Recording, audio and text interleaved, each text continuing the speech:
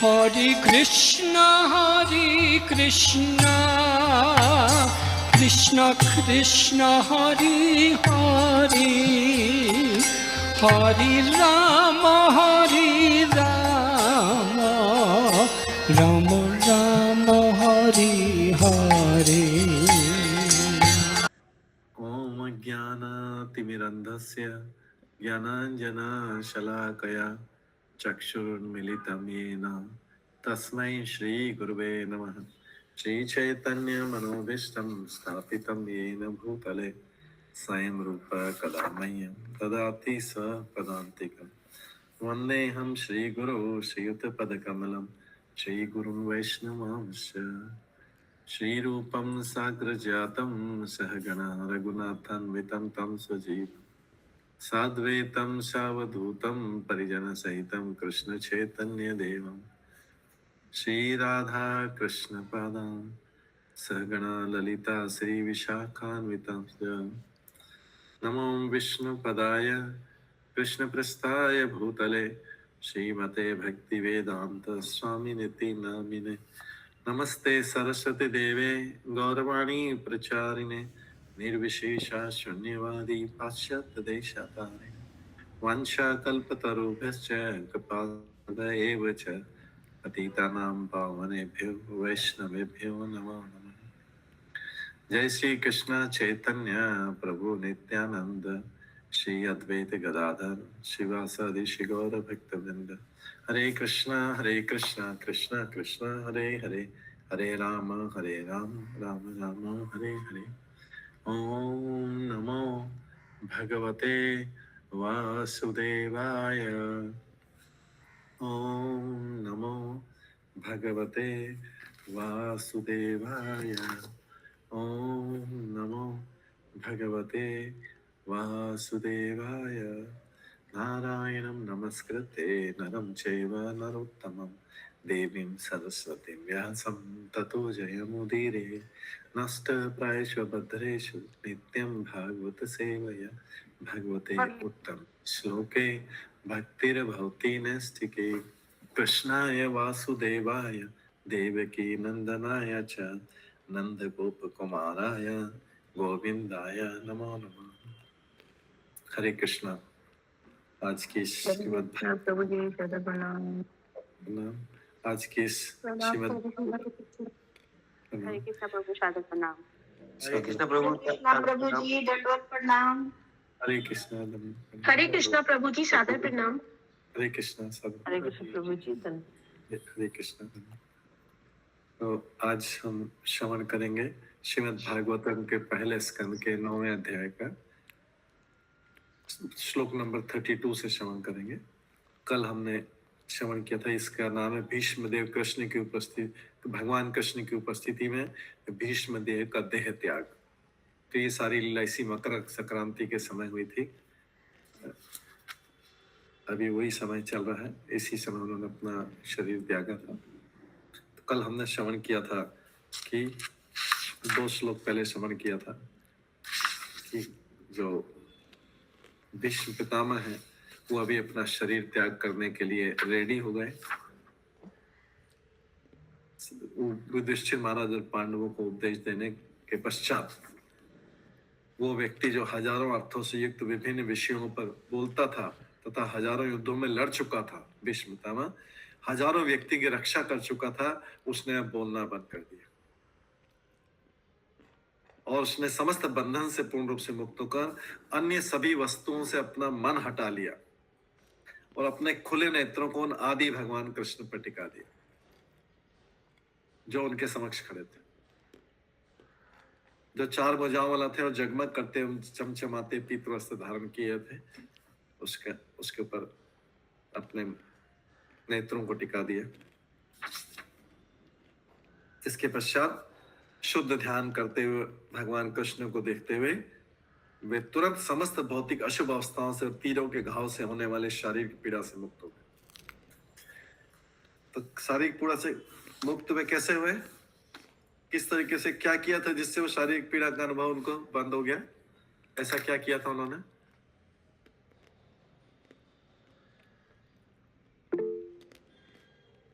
हाँ पालिका माता जी चलिए। हरे कृष्ण प्रभु जी, जन्नत प्रणाम। प्रभु जी वो भगवान का दर्शन कर रहे थे, भगवान उनके सामने आ गए थे और उनका जो कॉन्शियसनेस था वो कृष्ण में था, तो उनको फिर सारी पीड़ा फील नहीं हो रही थी। शुद्ध ध्यान करते हैं भगवान कृष्ण के भौतिक अवस्थाओं से, तीरों घावों से होने वाले शारीरिक पीड़ा से मुक्त होगा। तो ये जब मुक्त हो गए शारीरिक शारीरिक पीड़ाओं से, हम भी हो सकते हैं ना मुक्त, अगर हम भी भगवान का ऐसा ध्यान कर ले तो। भीष्म पितामह बाणों की शैया पे इतनी बड़ी पीड़ा जो थी, इतनी बड़ी पीड़ा, हमको तो उसके तुलना में कुछ भी नहीं होगी। वो तो बाणों की शैया, सीधे पूरे बाण के शैया पे सो रहे हैं।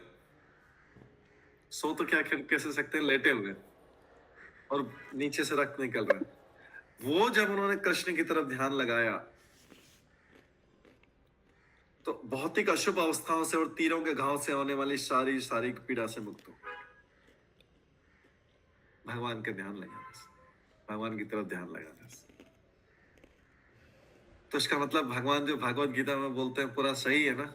मन मना भाव मत भक्तो मध्याजी माम नमस्कुरु माम एव शित सत्यम ते प्रजानो शिव। मेरा ही चिंतन करो, सदैव मेरा चिंतन करो।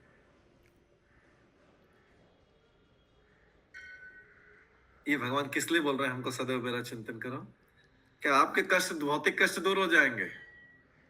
वो अपने लिए, उनको क्या फायदा हो रहा है? कोई यहाँ बैठे बैठे वो भगवान का चिंतन कर रहा है, भगवान को क्या फायदा हो रहा है प्रश्न? लेकिन भगवान सोच रहे हैं कि ये सब लोग दुखी हैं, तो इधर उधर अलग अलग इलाज करते रहते हैं दुख का दूर करने के लिए। कोई सोचता है कि धन से दूर हो जाएगा, कोई सोचता है कि मूवी में जाने से दूर हो जाएगा, कोई सोचता है कि पार्क में जाने से दूर हो जाएगा, कोई सोचता है घूमने जाने से दूर हो जाएगा, कोई सोचता है खाने पीने से, रेस्टोरेंट में जाने से दूर हो जाएगा, कोई अलग अलग अपन सोचते हैं। वो बोल रहे हैं, सीधा बोल रहे हैं कि कुछ खर्चा नहीं, कुछ भी नहीं करना पड़ेगा, मेरे में ध्यान लगा लो, कंसंट्रेट कर लो, सदैव मेरा चिंतन करो। इतना सरल उपाय बता रहा है, सस्ता सुंदर टिकाऊ उपाय। शुद्ध ध्यान द्वारा भगवान श्री कृष्ण को देखते हुए, तो हमारे सामने कृष्ण नहीं तो हम पिक्चर को भी देख सकते हैं भगवान के, तो पेंटिंग को देख सकते हैं। पिक्चर को देखते हुए तुरंत समस्त भौतिक अवस्थाओं से, तीर और घाव से होने वाले शारीरिक पीड़ा से मुक्त। ये प्रैक्टिकली करके बता रहे हैं भीष्म पितामह, जो भगवान भागवत गीता में बोल रहे हैं। ठीक है, तो आज हम 32 श्लोक नंबर 32 से स्टार्ट करेंगे। श्री भीष्म वाचा, ये उनका सुंदर श्लोक है। इति मति उपकल्पिता वितृष्णा भगवती, इति मतिरू कल्पिता वितृष्णा,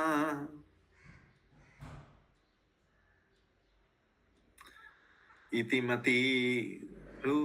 मतिर उपकल्पिता वितृष्णा भगवती सात्वत पुंगवे विभम्नि, स्वसुखम उपगते क्वचित विहर्तुम प्रकृतिम उपेयुषि यत् भव प्रभाव, प्रकृतिम उपेयुषि यत् भव प्रभाव।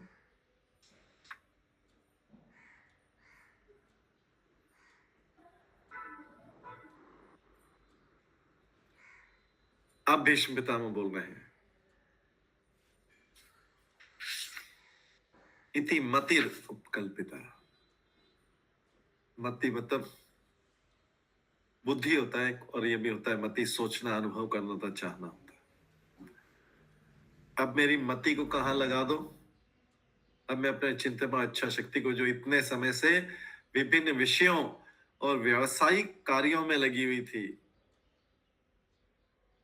सर्वशक्तिमान भगवान श्री कृष्ण में लगाऊं। अब तक मैं सोचता था, जो अनुभव करता था, जो चाहता था, वो विभिन्न विषयों तथा वृत्तियों के अधीन था। अभी तक मैं सोचता था, किसके बारे में सोचता था? अपने बिजनेस के बारे में सोचता था, अपने जॉब के बारे में सोचता था, अपने शरीर के बारे में सोचता था, अपने परिवार के बारे में सोचता था, अपने स्वास्थ्य के बारे में सोचता था। अब क्या करूं? जो अभी तक जब मैं सोचता था, जो अनुभव करता था, जो चाहता था, वो विभिन्न विषयों तथा वृत्तियों के अधीन था। उनको ध्यान में रख के मैं जो भी अभी सोच रहा था, अपने विषय जो जो अलग विषय जिसमें जिसमें मेरा रुचि, खाना पीना, स्वास्थ्य का, इधर जाना उधर जाना सारे, और अपने बिजनेस, जॉब, धन के। तो अभी तक जो सोचता था, जो अनुभव करता था, तो जो चाहता था, वो विभिन्न विषयों तथा वृत्तियों के अधीन था। किंतु अब मुझे उसे परम शक्तिमान भगवान श्री कृष्ण में लगाने दो। किसको लगाने दो? अपनी मति को। अपनी मति को आप कहीं इधर नहीं लगा के सीधा कहां लगा दो? उधर उधर से छोड़ के सीधे भगवान में लगाने दो। वे सदैव आत्मतुष्ट रहने वाले हैं। किंतु कभी कभी भक्तों के नायक होने के कारण इस भौतिक जगत में अवतरित होकर दिव्य आनंद लाभ करते हैं, यद्यपि ये सारा भौतिक जगत उन्हीं के द्वारा सृजित है। हालांकि उनका अपना जगत है, उनका अपना घर है, भौतिक जगत भी उन्हीं का घर है ना।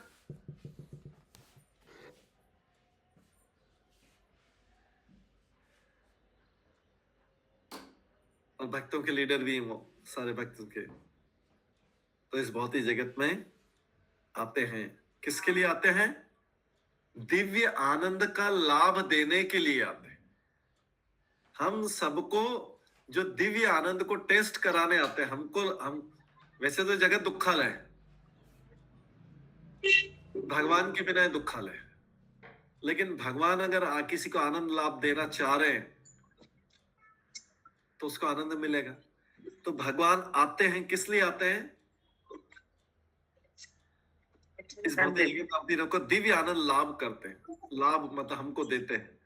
ये सारा जगत, भौतिक जगत उन्हीं के द्वारा सृजित है, उन्हीं का अपना है। जैसे मकान मालिक है, लैंडलॉर्ड है, वो टेनेंट के यहाँ जाए, अपने किराएदार के यहाँ जा सकता है ना, उससे कुछ बातचीत करने अपने किराएदार के घर तो जा सकता है बीच में देख। वैसे ही मकान मालिक लैंडलॉर्ड भगवान है। भगवान इस जगत में, भक्त कौन है? टेनेंट, किराएदार है। भक्त किराएदार है, भगवान के बनाए घर में भक्त किराएदार। तो जो है भक्तों को दिव्य आनंद का लाभ देने के लिए आता है। ये सारा जगत, यद्यपि ये सारा जगत उन्हीं के द्वारा सृजित है, तभी उन्हीं भगवान में मुझे अपना मन लगाने दो, मुझे अपनी मति को लगाने दो। एक जगह इसका और भी बोलते हैं कि भीष्म पितामह बोलते हैं, इसकी तुलना कैसे करते हैं? मेरी कुंवारी कन्या है। भीष्म पितामह बोलते हैं मेरी कुंवारी कन्या है, उसका मेरे को विवाह करने दो। कोई सोचेगा भीष्म पितामह तो ब्रह्मचारी है, आजीवन ब्रह्मचारी, उनकी कुंवारी कन्या कैसे हो गई? पितामह क्या बोल रहे हैं? भीष्म पितामह इस बुद्धि को बोल रहे हैं, ये मेरी बुद्धि कुंवारी कन्या है, इसको किसके साथ विवाह करने दो? भगवान में लगा दो, इसको भगवान को दे दूं और भगवान के साथ इसका विवाह हो जाएगा। वो अपनी बुद्धि को, मति को कुंवारी कन्या बोल रहे, और मेरी इस कुंवारी कन्या को भगवान के साथ विवाह करो, जिससे कहीं इधर उधर नहीं जाएगा। ये अपनी मति को ऐसा बोल रहे। श्लोक स्टार्ट हुआ है, इति मतिर उपकल्पिता वितृष्णा भगवती सत्वपुंगे विभम्नि सुसुकुम उपगते क्वचित विहर्तुम प्रकृतिम उपैयति। अपनी मति को सब जगह से हटा के, मतलब कुंवारी कन्या के कहीं और ध्यान हो तो उसको हटा के किसके उधर मैनेज कर दिया। मति कुंवारी कन्या है उनकी। इस प्रकार से भगवान भीष्म पितामह सारी चीजों को करके अपना, और हमने पिछले श्लोक में देखा कि उनके सारे कष्ट दूर हो गए, किसके? भगवान में अपना ध्यान लगाने से। तो ऐसा हमारे साथ भी हो सकता है, हम भी इस उपाय को अपना सकते हैं। भागवत गीता में भी उपाय लिखा हुआ है। तो तात्पर्य, चूंकि भीष्मदेव एक राजपुरुष, कुरुवंश के मुखिया, महान सेनापति, क्षत्रियों के अग्रणी थे, अतः उनका मन अनेक विषयों में भटा हुआ था। भाई राजा है, कोई राजा होता है, वो भी ग्रेट ग्रैंडफादर लेवल के, कितनी जगह पे उसको कितने लोगों को पालन करना पड़ता है, कितने लोगों, कितनी जगह बुद्धि से युद्ध करना, वो करना, ये करना। क्षत्रिय का मन, उसका मन अनेक विषयों में बटा रहता है, उनका चिंतन, अनुभूति तथा इच्छा विभिन्न बातों में लगी रहती। अब शुद्ध भक्ति प्राप्त करने के उद्देश्य वे परम पुरुष भगवान पर ही सारे चिंतन, अनुभूति तथा इच्छाओं को केंद्रित करना चाहते हैं। बोले अभी सब तरफ से हटा दो, सीधे वहीं पे। यहाँ पर कृष्ण को भक्तों के नायक तथा सर्वशक्तिमान कहा गया, भक्तों के लीडर हैं कृष्ण। चैतन्य महाप्रभु क्यों भक्तों के लीडर बन के आते हैं? कहीं पे भी जाना तो अपने पूरे पीछे पार्टी ले जाते हैं, चाहे जगन्नाथ यात्रा में जाना हो, पूरे आगे चलते हैं और सबको अपने भक्तों को अपने साथ में ले जाते हैं। तो भगवान जब आते हैं, आदि भगवान है, लेकिन उनको कोई यहाँ पे आने की जरूरत नहीं है, लेकिन वे अपने शुद्ध भक्तों को भक्तिमय सेवा का वरदान देने के निमित्त इस धरा पर स्वयं आते हैं। ये भगवान की दयालुता है कि जब वो धरती पे आते हैं, स्वयं देने आते हैं गीता का उपदेश, जिससे बाद में लोग नहीं तो नरक में जाके सड़े नहीं। दोनों ही शुद्ध भक्तों के नायक हैं। वही भगवान जो कभी कृष्ण के रूप में आते हैं, कभी चैतन्य महाप्रभु के रूप में आते हैं, दोनों ही भक्तों के लीडर हैं। और दोनों ही शुद्ध भक्तों के लीडर है। भगवान के शुद्ध भक्तों में भगवान की सेवा करने के अतिरिक्त अन्य कोई इच्छा नहीं रहती है। भगवान के भक्तों में भगवान की सेवा करने के अलावा और कोई इच्छा नहीं रहती, इसलिए भगवान के भक्तों को सात्वत बोला जाता है। कृष्ण को भी सात्वत वंशी कई जगह आएगा, आगे की लीलाओं में आएगा सात्वत वंशी कृष्ण, भक्तों के कुल में। भगवान ऐसे सात्वतों में श्रेष्ठ है। भगवान भी सात्वत कुल में, नंद यशोदा और सात्वत कुल में उत्पन्न हुए। भगवान के शुद्ध भक्त सात्वत कहलाते हैं। कौन से शुद्ध भक्त, किसको शुद्ध भक्त बोला जाता है? यहाँ पे बहुत सिंपल डेफिनेशन दे रखी, बहुत सरल डेफिनेशन है। किसको शुद्ध भक्त बोला रहा है? जिसको भगवान की सेवा के अलावा और कोई इच्छा नहीं होती, उसे सात्वत बोलते हैं या शुद्ध भक्त बोलते हैं, उसे शुद्ध भक्त बोलते हैं। ये बहुत सरल डेफिनेशन। उसका सारा मूड जो है हमेशा भगवान की सेवा करें, किस तरीके से और सेवा की जाए, और सेवा की जाए, और सेवा की जाए, और सेवा की जाए, किस तरीके से। हालांकि वो जॉब भी करेगा, बिजनेस भी करेगा, उसमें कोई प्रॉब्लम नहीं, करने में कोई प्रॉब्लम नहीं है, लेकिन वो हमेशा अपनी बुद्धि से सोचेगा किस तरीके से भगवान की ओर सेवा की जाए, किस तरीके से भगवान के बारे में ज्यादा ज्यादा श्रवण किया जाए, किस तरीके से भगवान के बारे में ज्यादा ज्यादा बोला जाए, किस तरीके से भगवान के बारे में ज्यादा ज्यादा स्मरण किया जाए, किस किस तरीके से भगवान को प्रणाम किया जाए, किस तरीके से ज्यादा ज्यादा भगवान की पूजा अर्चना की जाए, किस तरीके से भगवान की दास्य भाव से सेवा की जाए। सारे टाइम उसका ये विचार रहता है। जैसे एक बिजनेसमैन होता है, बिजनेस में सारे टाइम किस चीज में बुद्धि लगाता है? किस तरीके से धन इकट्ठा करके एकदम मैक्सिमम प्रॉफिट लिया जाए। होता है ना, जितना प्रॉफिट जहां से भी मिल सके, उसकी इच्छा क्या रहती है बिजनेसमैन की? मैक्सिमम प्रॉफिट लेना। ऐसे ही भगवान के भक्त की इच्छा रहती है मैक्सिमम सेवा का, दोनों का।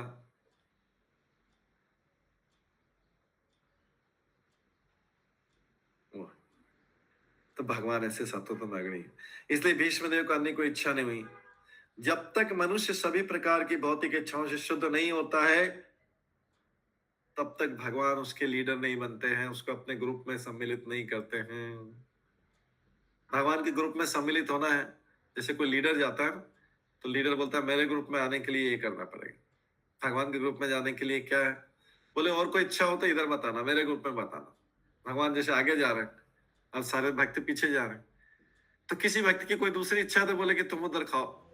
जैसे सब संकीर्तन के तेज जाते हैं ना, संकीर्तन पार्टी आगे बढ़ती रहती है, तो पीछे फिर क्या होता है, कहीं पे भी तीर्थ यात्रा में जाते हैं, कोई गन्ने का रस पी रहा है, कोई कुछ खाने के लिए रुक जाता है, कोई कुछ पीने के लिए रुक जाता है, कोई कोकोनट वाटर पीने के लिए रुक जाता है, भीड़ लग जाती है वहां पे, लेकिन वो संकीर्तन पार्टी आगे बढ़ती रहती है। ऐसा होता है यात्राओं, कोई वाटर के लिए, कोई कुछ लेने के लिए बिस्किट के रुक गया, बोले सुबह सुबह इतनी सुबह सुबह कुछ खाने, कोई बिस्किट लेने के रुक गया, कोई यानी शुगर कैन जूस पीने के रुक गया, कोई कोकोनट वाटर पीने के रुक गया, कोई आगे करके करते करते, लेकिन संकीर्तन पार्टी आगे जाती रहती है। तो उसी तरीके से भगवान के ऐसा होता है, प्रैक्टिकली होता है सब यात्राओं। कहीं पे भीड़ लग गई, कुछ भी नई चीज मिली, सारी भीड़ लग गई और संकीर्तन पार्टी आगे जा रही है, वो पीछे रह जाते हैं, तो भाग भाग के जाते हैं। तो किसी की, इसलिए भगवान के ग्रुप में बोला गया कि किसी की कोई इच्छा हो तो पीछे जो शुद्ध इच्छा वाले हैं वो आगे बढ़ते हैं। किसी की कोई इच्छा के लिए लिखा, भगवान उसी के लीडर बनेंगे जिसकी कोई और इच्छा नहीं। जब तक मनुष्य सभी प्रकार की भौतिक इच्छाओं से शुद्ध नहीं हो जाता, भगवान उसके अगुआ, उसके लीडर नहीं बनते। तो भगवान जब, जैसे अभी तो खैर भक्त लोग ले जाते हैं तो बीच में सब लोग रुक जाते हैं, भगवान का भी ले जाएंगे, बोलेंगे no sugarcane juice, no water, no coconut water, कहीं भी रुकना नहीं, सीधे चलना।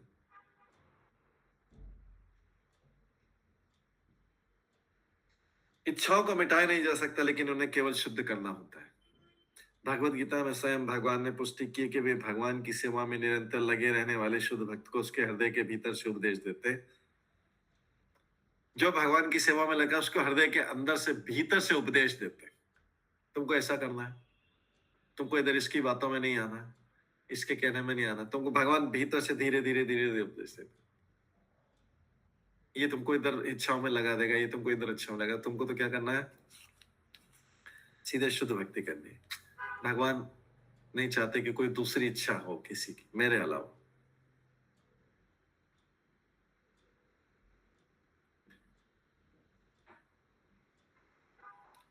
तो भगवान बोल रहे हैं कि भगवत गीता में इसलिए बोल रहे हैं कि बुद्धि देता हूं। बुद्धि किस लिए देता हूं मैं, अंदर से क्यों समझा रहा हूं। 10वें अध्याय का, भागवत गीता के 10वें अध्याय का 10वां श्लोक क्या बोल रहा है, तेषाम सतत युक्ता नाम भजताम प्रीति पूर्वकम ददामी बुद्धि योगम तम ये न मामुप्यंति। मैं उसको बुद्धि क्यों देता हूं, ये न मामुप्यंति, जिससे वो मेरे पास में आ जाए। कोई सोच रहा है कि मैं भगवान द्वारा बुद्धि देके कुछ और कर लूं, कुछ नहीं, यश प्राप्त कर लूं, ये कर लूं। जो लोग मेरी प्रेम पूर्वक मेरी सेवा करते हैं, मैं मुझे समझ या बुद्धि प्रदान करते हैं जिससे वो मेरे पास में आ सके। इसलिए भगवान बुद्धि देते हैं। बाकी जो भौतिक बुद्धि सबके पास में होगी, पैसा कैसे कमाना है, कैसे इकट्ठा करना है, लेकिन ये जो भगवान जो बुद्धि दे रहे हैं, वो दे रहे हैं उनके पास कैसे जा सकते हैं, जिसकी जाने की इच्छा हो, भगवान के पास जाने की इच्छा।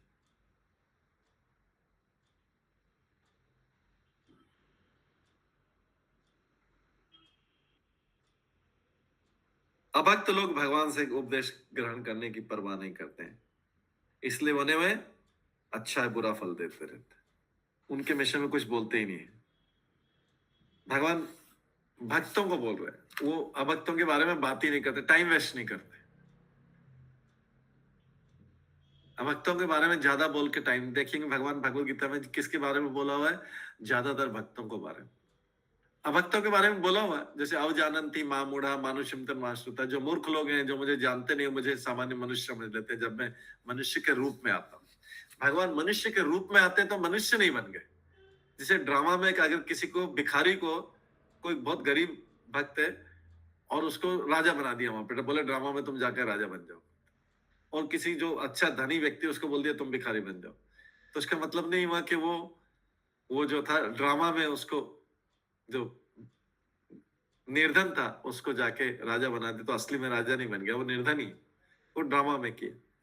तो भगवान जब आते हैं, मनुष्य के रूप में आते हैं, तो इसका मतलब वो नहीं कि मनुष्य बन गए, वो यहाँ पे लीला करने के लिए मनुष्य की आकृति धारण करते हैं। मानुष्यम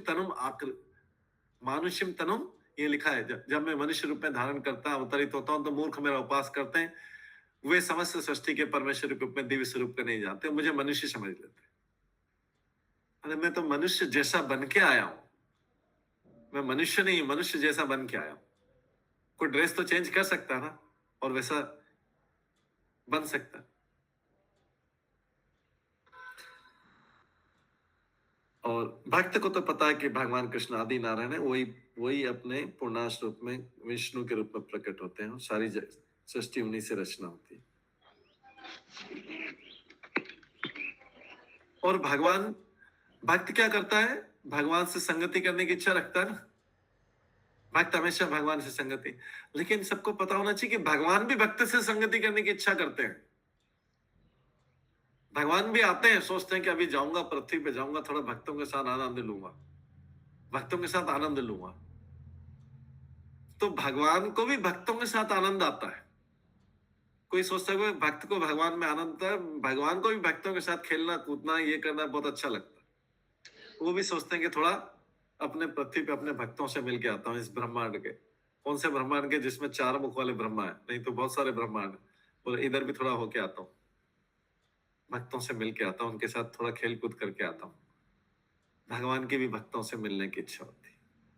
तो जब बोलते हैं हम परित्रणाय साधु नाम, तो उसका मतलब है कि वो साधुओं का कल्याण करने, रक्षा करने, उनसे मिलने, उनसे प्रेम करने, उनके साथ आनंद लेना। परित्रणाय साधु नाम, ये सारी चीजें आ जाती भगवद गीता के। तो भगवान को भक्तों में आनंद आता है, भक्तों के साथ आना। चैतन्य महाप्रभु भी सारे टाइम भक्तों के साथ ही रहते थे।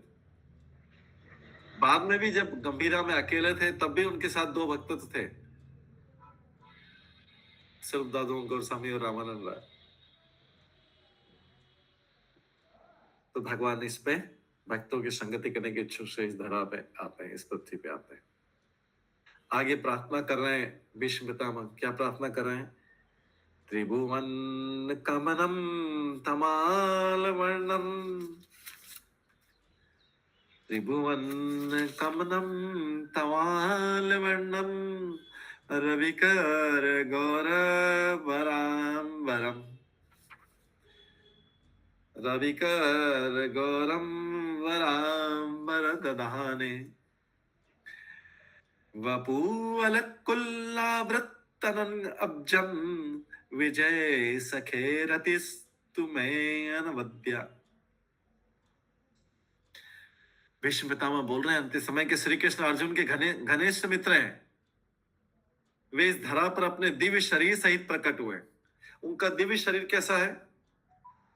तमाल वृक्ष के सदृश नीले रंग का है। तमाल का वृक्ष जो है बताते गहरे नीले रंग का होता है। तो इसलिए कृष्ण को तमाल वृक्ष बहुत प्रिय है। एक हमारे सन्यासी का नाम था तमाल कृष्ण गोस्वामी महाराज। तमाल वर्ण, तमाल ये गहरे नीले कलर का होता है। कहीं किसी ने देखा है? एक तो लगा हुआ है वृंदावन में, जो प्रांगण है, कोर्टयार्ड है, आंगन है वृंदावन में, कृष्ण बलराम मंदिर के आगे जो खाली जगह है, जिसमें कई बार उसको पानी भर के उसको बना देते हैं, तालाब बना के फिर उसमें नौका विहार कराते हैं। जो आगे जिसमें लोग खड़े रहते हैं सामान्यतः, जो प्लेटफॉर्म से नीचे वाला हिस्सा है, वहां पे एक वृक्ष, वो तमाल वृक्ष है। तो वे इस धरा पर अपने दिव्य शरीर सहित प्रकट होते हैं, जो तमाल वृक्ष सदृश नीले रंग का है। उनका शरीर तीनों लोकों में हर एक को आकृष्ट करने वाला है।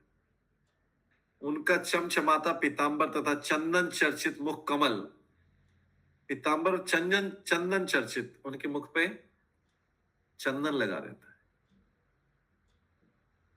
भक्त लोग भी लगाते हैं ना, जब चंदन यात्रा होती है तो 21 दिन तक भगवान के मुख पे वो लगाते हैं, चंदन लगा।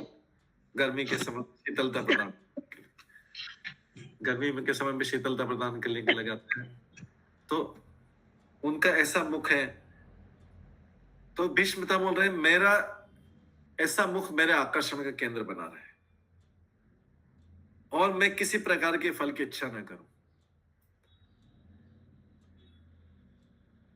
तो भगवान का परिचय कैसे दे रहे हैं भीष्म पितामह? देखिए, त्रिभुवन कमनम तमाल वर्णम, रविकर गौर वराम्ब दधाने, वपुर, उसके बाद वपु अलग कुल आवृत, मतलब चंदन की अलग कुल आवृत, चंदन से ढका हुआ। वपु मतलब शरीर, नब जम कमल मुख के समान जैसे।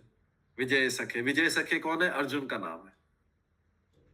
तो जो अर्जुन के मित्र ऐसे, जो अर्जुन के मित्र जिनका सुंदर ऐसा दृश्य, गहरा नीला कलर है, पीतांबर पहने में, वो मेरे आकर्षण का केंद्र बने, मतलब मेरा मन उनकी तरफ आकर्षित हो जाए।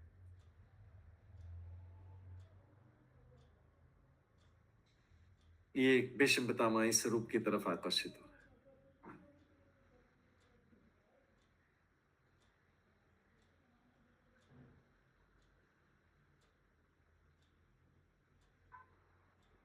हालांकि भीष्म और अर्जुन युद्ध में शत्रु थे एक दूसरे के, सबको पता है कि जब भीष्म पितामह ने, हमने पहले बताया था, अभी फिर से बताते हैं, भीष्म पितामह ने जब प्रतिज्ञा की थी, एक बार दुर्योधन उनके पास में आया था कि आप थोड़ा सिंसियरली लड़ नहीं रहे, युद्ध नहीं कर रहे, आपका पांडवों के प्रति सहानुभूति। भीष्म पितामह को गुस्सा आया, बोले क्या बोलते हो दुर्योधन तुम, मैं सिंसियरली नहीं लड़ रहा हूं, मेरे तुम बोल रहे कि मेरी सहानुभूति है उनके ऊपर। अभी मैं आज ही प्रतिज्ञा करता हूं कि कल मैं 5 पांडवों को मार दूंगा। भीष्म पितामह ने ऐसी प्रतिज्ञा कर दी।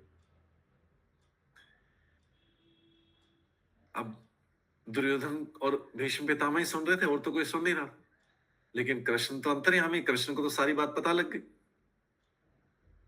कृष्ण ने सोचा भी 5 पांडवों को कैसे बचाए। भीष्म पितामह ने अगर प्रतिज्ञा कर ली है, ये हम रिपीट कर रहे हैं, पहले भी सुनाया था, लेकिन यहाँ पे क्योंकि प्रसंग आया, अर्जुन के मित्र क्यों, अर्जुन के तो शत्रु थे, लेकिन यहाँ पे मित्र लिखा हो, तो अभी हम बताएंगे क्यों। तो उन्होंने प्रतिज्ञा कर ली थी, भीष्म पितामह ने प्रतिज्ञा कर ली कि कल मैं 5 पांडवों का वध कर दूंगा।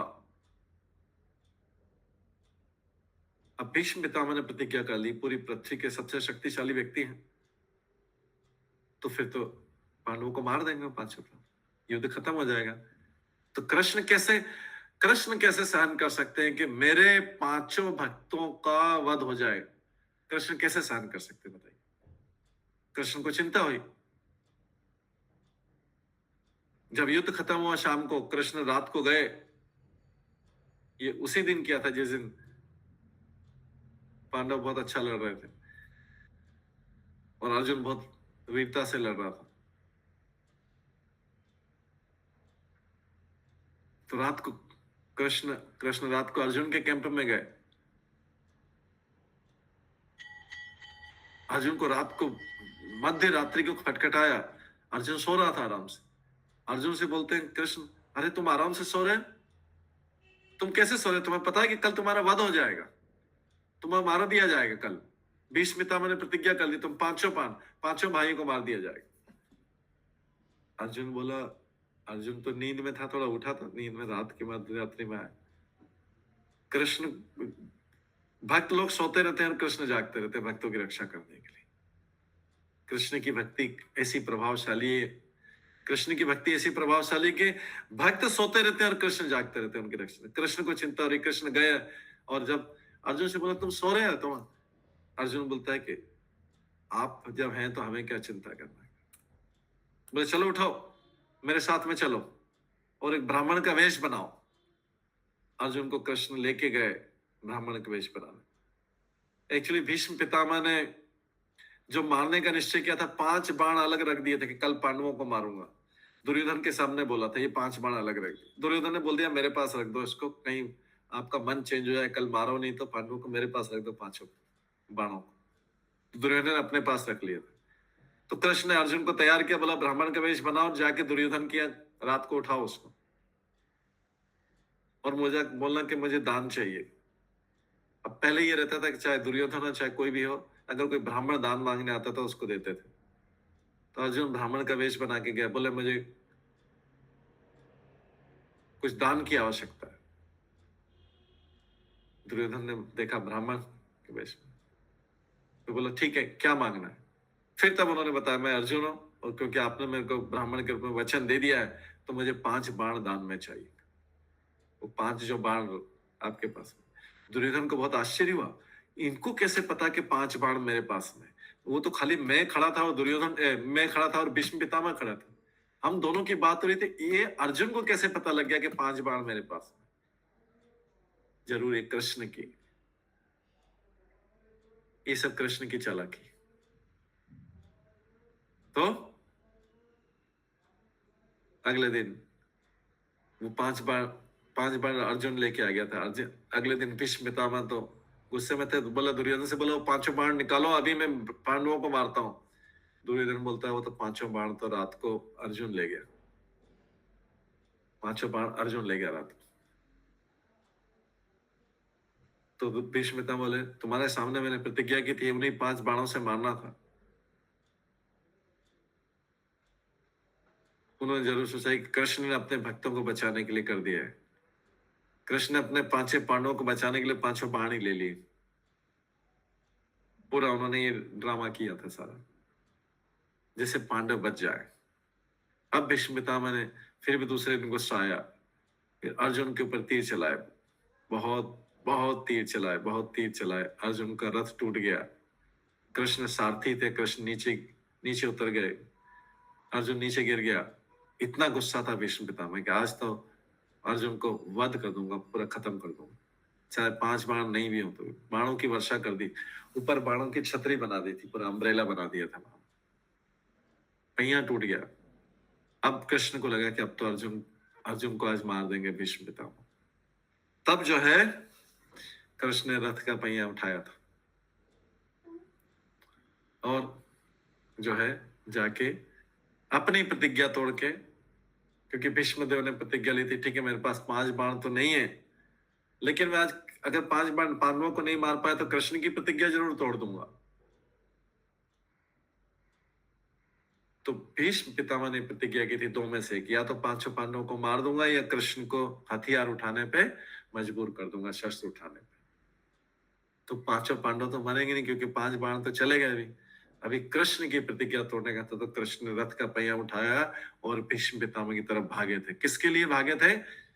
रथ के पहिए से मारने के लिए, जिससे अर्जुन बच जाए। भीष्म पितामह ने इतनी बाणों की वर्षा कर रहे थे, वर्षा कर रही थी कि लग रहा था अर्जुन अभी जाने वाला है। लेकिन जब कृष्ण रथ की तरफ भागे तो भीष्म पितामह ने तुरंत आते हुए हंस दिए और रथ और धनुष बाण को नीचे रख दिया। बोले कि मेरी प्रतिज्ञा पूरी होगी। मैंने बोला था या तो 5 पांडवों को मारूंगा या फिर कृष्ण की प्रतिज्ञा तोड़ूंगा। कृष्ण की प्रतिज्ञा टूट गई। कृष्ण ने युद्ध में शस्त्र नहीं उठाने की प्रतिज्ञा की थी। ये देखो अभी रथ का पहिया लेकर मेरी तरफ मारने के लिए आ रहे। उन्होंने बोला अब लड़ने की जरूरत नहीं, ये रख दिया। तो ये जो है कृष्ण जब इधर चमचमाती वेशभूषा में आ रहे थे पीले, उनको मारने के लिए भीष्म पितामह, तो भीष्म का ध्यान है उसको याद करें और वो अर्जुन की प्रशंसा करें कि किस तरीके से भगवान ने अर्जुन को बचा लिया। अपने मित्र को बचाने के लिए, अपने भक्त अर्जुन को बचाने के लिए देखो कितनी अपनी प्रतिज्ञा तोड़ के मेरी तरफ मारने के लिए भागते हुए आ रहे हैं। कितने बड़े भक्त वत्सल है। इसलिए कर रहा है कि तब पता लगा कि ये फ्रेंडशिप है। श्री कृष्ण अर्जुन के घनिष्ठ मित्र है। इसलिए लिखा है, इसमें आता है कि वो प्रशंसा कर रहा है, विजय सखे रतिस्तुम में अन्य मध्य। विजय सखे जो अर्जुन के सखा है, इसलिए उन्होंने उनका नाम रख दिया कृष्ण का करके अर्जुन के सखा है, अर्जुन के घनिष्ठ मित्र। और अर्जुन की प्रशंसा करते कि ऐसी फ्रेंडशिप, अर्जुन के लिए कृष्ण ऐसी फ्रेंडशिप रखते कि अपनी प्रतिज्ञा तोड़ के मेरे को मारने आ गए। ऐसी फ्रेंडशिप है अर्जुन की। इसलिए अर्जुन की प्रशंसा करते कि कैसा फ्रेंड मिला है उनको, कृष्ण जैसा फ्रेंड मिला है, कृष्ण जैसा मित्र मिला। ये इस चीज की, इसका मतलब अर्जुन की भी प्रशंसा करें। हालांकि अर्जुन उनका युद्ध में शत्रु था, उसी को मारने के लिए सारा हो रहा था। अर्जुन को मारने के लिए भीष्म पितामह इतने गुस्से हुए थे, लेकिन वो कृष्ण को अपनी तरफ भागते हुए प्रशंसा करते, अर्जुन की प्रशंसा करते। कैसा मित्र, कैसा फ्रेंड है तुम्हारा, तुम्हारे लिए सारी प्रतिज्ञा तोड़ दी। कैसा भक्त है तुम कैसे भक्त हो कृष्ण के, तुम्हारे लिए कृष्ण प्रतिज्ञा तोड़ के मेरे को मारने आ गए। उस समय का दृश्य भीष्म को याद था। उस समय का दृश्य जो है भीष्म को याद था, कैसे मारने आ रहे। भगवान के सूर्य की किरणें पड़ रही थी भगवान के वस्त्र पर, तो भगवान के वस्त्र जो पीतांबर थे और भी चमक रहे थे। सूर्य जब भगवान भागते हुए आ रहे थे, दूर से भागते हुए आ रहे, बहुत दूर से आ रहे थे भागते, क्योंकि शत्रु सेना और दोनों सेना में बहुत अंतर रहता है, बहुत दूर। ऐसी किरणों से, परावर्तन से उत्पन्न जो सुंदर रंग था पीतांबर, उनके वस्त्रों का रंग भीष्मदेव अभी भी नहीं भूल पाए। उसको याद कर रहे हैं अभी। बोले आपका नीले रंग के कृष्ण और पीतांबर वस्त्र, पीले रंग के वस्त्र क्या चमक रहे थे। और श्री कृष्ण के मुखमंडल में चंदन का लेप था। ये भीष्म पितामह, क्योंकि कृष्ण भाग के उन्हीं की तरफ तो आ रहे थे मारने के लिए, तो भीष्म पितामह तो ध्यान से देखने लगे, उनके सुंदर स्वरूप को देखने लगे। धनुष धनुष नीचे रख दिया सारा। बोले इनकी तो प्रतिज्ञा तो टूट गई, मेरा काम हो गया, मेरी प्रतिज्ञा, इन्होंने अपनी प्रतिज्ञा तोड़ दी मेरे लिए, अपने सखा को बचाने के लिए। तो जो है उन्होंने धनुष रख दिया।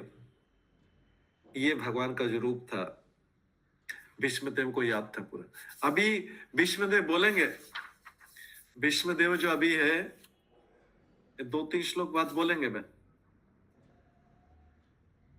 अभी 37 श्लोक में बोलेंगे मेरे को ये रूप देखना है आपका, ये रूप दिखाते दिखाते मुझे जो है मैं शरीर छोड़ूंगा। ये भीष्म देव को ऐसा रूप बहुत आकर्षित लगा कि भगवान भीष्म देव को ही मारने आ रहे हैं रथ का पहिया उठा के। 37 श्लोक में ये बोले, मैं ऐसा रूप देखते हुए छोड़ूंगा, शरीर छोड़ूंगा। वो भी वैसे का शरीर छोड़ूंगा, कृष्ण को छोड़ूंगा, लेकिन ऐसा रूप देखना। तो भगवान के भक्त भी कैसी प्रतिज्ञा करते, कैसे डिमांड करते हैं भगवान से, ऐसा रूप देखते हैं। कि वो उनको बाल रूप देखना नहीं था, ये तो योद्धा थे ना, ये लड़ने वाले थे, वीर थे, तो इनका ऐसा वीरता वाले युद्ध, कृष्ण का वीरता वाला रूप देखना है कि उनको मारने के लिए आ रहे हैं कृष्ण। हालांकि कृष्ण ने रथ में मारा नहीं था, रथ के पहिए से उनको, क्योंकि भीष्म पितामह ने धनुष बाण रख दिया था। तो धनुष बाण अगर कोई रख देता है उसको मारना नहीं चाहिए, युद्ध करते कोई शस्त्र को रख देता है। फिर कृष्ण ने अर्जुन को इशारा किया था, तो भीष्म पितामह को इतने बाण मारो, इतने बाण मारो कि उनको, उनके शरीर को छलनी कर दो। चुपचाप बोल दिया था अर्जुन को। अर्जुन ने फिर जब भीष्म पितामह ने धनुष बाण रखा, जैसे ही रखा, अर्जुन जो है, अर्जुन कृष्ण के साथ भागता भागता आ रहा था। कृष्ण जैसे रथ का पहिया आ रहा था, अर्जुन उनके पैर पकड़ के घसीट रहे थे। अर्जुन उनके पैर पर सीट रख के पीछे घसीटा जा रहा था।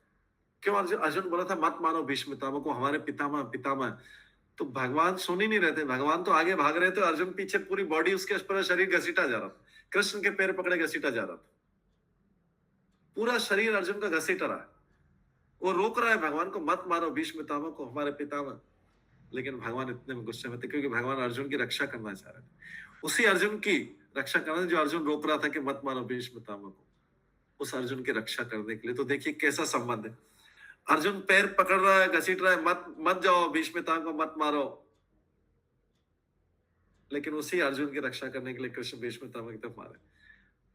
फिर जैसे ही भीष्म पितामह ने धनुष बाण रखा, भगवान ने तुरंत, क्योंकि अर्जुन तो घसीटा हुआ आ रहा था साथ में, भगवान ने अर्जुन से बोला अभी मारना चालू करो, रुकना मत। इतने बाण अर्जुन, कृष्ण के कहने पे अर्जुन ने इतने बाण मारे कि भीष्म पितामह का पूरे शरीर बाणों से भर गया। और भीष्म पितामह उन बाणों को सहन करते करते नीचे गिर गए। नीचे भी कैसे गिरते, जमीन पे कैसे गिरते, पीछे भी बाण थे, आगे भी बाण थे, गिरेंगे तो कहां गिरेंगे, इसलिए गिरे तो ऐसे बाणों की शैया पे गिरे, नीचे भी बाण, ऊपर भी बाण, सब बाण। तो भीष्म पितामह को बुरा नहीं लग रहा है कि कृष्ण ने अर्जुन को ऐसा बोला मेरे को बाण मारने, न कृष्ण के चक्र उठाने, रथ का पहिया उठा के चक्र बनाने कैसे कर रहे हैं। उनको तो, वीर पुरुष को तो आनंद आता है ऐसा दृश्य करने में। चाहे वो बाणों के शैया पे, अर्जुन ने उनको बाणों के शैया पे लेटा दिया, इतने बाण मारे, तो भी अर्जुन के बारे में हितैषी, कितनी बड़ी बात है, उसके बारे में सोच रहे हैं, उसके बारे में अच्छा सोच रहे हैं। उसी अर्जुन ने उनको बाणों की शैया पे लेटाया था, गिरा के, बाण मार मार के गिर गए थे वो, और नीचे पृथ्वी पर नहीं शरीर टिक पाया था, नीचे भी, पीछे भी बाण थे, पीठ पे भी बाण थे। उस दृश्य को भी भीष्म पितामह बताएंगे। अभी अगले श्लोक में बोलते हैं, 34 में बोलते हैं भीष्म पितामह, युधे तुरगरज विधुंद विश्व कचलुलित सम्मारि अलंकृतस्य मवनिषत्सरे विविद्यमान त्वचि विलसत् कवचयस्तु कृष्णात्। युद्ध क्षेत्र में जहां मित्रतावश श्री कृष्ण अर्जुन के साथ रह रहे हो,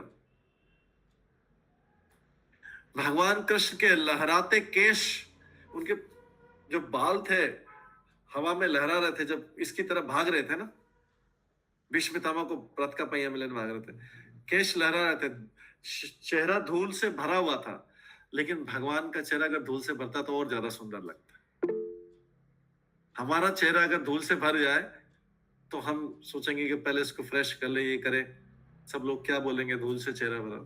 लेकिन भगवान जब वृंदावन में भी गाय चरा के आते थे, धूल से भरा हुआ रहता था, तो गोपियों को वो चेहरा बहुत आकर्षित लगता था। भगवान ऐसे भीष्मता बोल रहे हैं, धूल से दूसरे तो उनका चेहरा, धूल से भरा हुआ, वो उनकी वो शोभा और बढ़ा रहा था।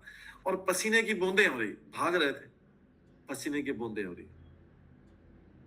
और भीष्म पिता ने भी शुरू में उनको बाण मारे थे, तो बाण से उनके शरीर पे खून के छींटे पड़े हुए थे कृष्ण के, और शोभा बढ़ गई उनकी। डस्ट पाउडर लगा हुआ है, ऊपर से खून के छींटे हैं, और उनके केश बाल लहरा रहे हैं हवा में। ऐसा देख के भीष्म बोलते यही चेहरा, मेरा मन ऐसे कृष्ण के पास चला जाए, मेरा मन ऐसे कृष्ण के पास चला जाए। ठीक है, कविता बत्रा माता जी। यस, हरे कृष्णा प्रभु जी। यहाँ पे तो भीष्म पितामह को मालूम था ना कि ये कृष्ण भगवान है। हाँ, कृष्ण भगवान है, यस, उनको पता था। अभी मतलब उनको इसीलिए क्रोध भी नहीं होगा, क्योंकि उन्हें पता है कि लीला है ये तो भगवान की। नहीं, उनको इतना लीला का, युद्ध में लीला का इतना ध्यान नहीं रहता है। युद्ध में लीला का उतना ध्यान भगवान भी भुला देते, नहीं तो फिर युद्ध नहीं कर पाएंगे। फिर वो तो कृष्ण को बाण मारे थे उन्होंने, तभी तो कृष्ण के वैन पे खून के छींटे थे। युद्ध में भगवान भुला देते, जैसे यशोदा मैया जब कृष्ण को माखन चुराने के बाद छड़ी से डरा रही थी और बांध दिया था, तो वो भूली हुई थी कि कृष्ण भगवान है। नहीं तो फिर कृष्ण को आनंद नहीं आएगा, फिर इधर युद्ध में आनंद खत्म हो जाएगा। फिर भीष्म पितामह को गुस्सा कैसे आएगा? गुस्सा तो आना चाहिए युद्ध करते में। तो बाण मार रहे हैं और कृष्ण उनको, अर्जुन को बचा रहे हैं, पूरा सब भुला देते हैं कृष्ण। ओके, ठीक है, जैसे पूरा आनंद आए, लीला का पूरा आनंद आए, याद रखेंगे तो फिर आनंद नहीं आएगा। ओके, ठीक है। नित्य रूप कृष्णदास प्रभु। हरे कृष्णा प्रभु, दंडवत प्रणाम। प्रभु जी, जैसे अभी अर्जुन फिर भगवान के पैर पकड़े, भीष्म पितामह को नहीं मारो, इसके पहले तो गीता के ज्ञान दे चुके हैं भगवान। इसके पहले गीता का ज्ञान दे चुके हैं। फिर दोबारा अब क्यों बोल रहे हैं कि नहीं मारो? भगवान के पैर पकड़ रहे हैं, पीछे पीछे घिसाए हुए हैं। यस यस यस, युद्ध में कारण, क्योंकि युद्ध में वो फिर भी उनको भीष्म पितामह के प्रति सम्मान उनका जागृत हो रहा है। अभी वो तो युद्ध लड़ने के तो तैयार हो गए गीता सुनने के बाद में, फिर एक इंडिविजुअल भीष्म पितामह को फिर भी देख रहे हैं। तो सबसे सम्मानित व्यक्ति कृष्ण का भी, कृष्ण के मन में भी उनके प्रति पूरा सम्मान है, फिर भी कृष्ण उनके पीछे, उनके लेके युद्ध वो लड़ रहे हैं ना, रथ का पहिया लेके जा रहे हैं, उनको मारने के लिए जा रहे हैं। तो युद्ध के मैदान में भगवान फिर से एक बार बुला देते हैं तुरंत उस इंडिविजुअल के लिए, क्योंकि वीरता का रस, वीर रस का आस्वादन करने के लिए कृष्ण स्वयं ही मारने जा रहे हैं। और भीष्म पितामह स्वयं युद्ध से बाणों से पहले कृष्ण को, जब अर्जुन का रथ तोड़ दिया था, कृष्ण नीचे कूद के साथी के रूप में गिर गए थे, अर्जुन नीचे गिर गया था, और भीष्म पितामह बाण मारे जा रहे हैं नॉन स्टॉप। उन दोनों को खड़े ही नहीं होने दे पा रहे थे, कृष्ण और अर्जुन को, रथ तो। तब कृष्ण, जब रथ टूट गया तो कृष्ण ने पहिया उठाया था। तो इस समय सब कोई किसी को जो है इस वीर रस में, जो है वीर रस का आचरण करने के लिए कोई किसी को याद नहीं रखा। बस अर्जुन को जो है भीष्म पितामह सामने दिख रहे थे सम्मान के लिए, कि वो उनको, क्योंकि कृष्ण का क्रोध ऐसा था उस समय, रथ का पहिया लेके भीष्म पितामह, अर्जुन सोच रहे कि अभी भीष्म पितामह को पूरा मार देंगे, क्योंकि अभी इतना उसका बदला लेंगे। तो ये तो युद्ध में ये सब चल रहा है, युद्ध में वो विचार नहीं आता बीच में। लेकिन अर्जुन जो है, अर्जुन ये सोच रहा है कि अभी भीष्म पितामह अब तो लगता मारे ही जाएंगे, तो एक लास्ट अटेम्प्ट कर रहा है। हालांकि भागवत गीता सुनने के बाद युद्ध की पूरी तैयारी होगी। अब वो आत्मा का उसको फिर ध्यान नहीं आ रहा, बोल के वो तो बस फिर से वही बड़े भीष्म पितामह। ठीक है, तो ये रस होता है कि उसमें व्यक्ति, उस रस में सब कोई भूल रहा है। यहाँ पे भगवान भी भूल रहा है, भगवान भी योग माया, सब भगवान की योग माया शक्ति से हो रहा है। भगवान बोल, तभी तो भगवान इतने क्रोध के साथ में जा रहे हैं भीष्म पितामह के पास, रथ का पहिया उठा के अभी मार दूंगा भीष्म पितामह। तो इसी में लीला का आनंद इसमें है। अर्जुन इधर से रोक रहा है, वो कृष्ण जा रहे हैं।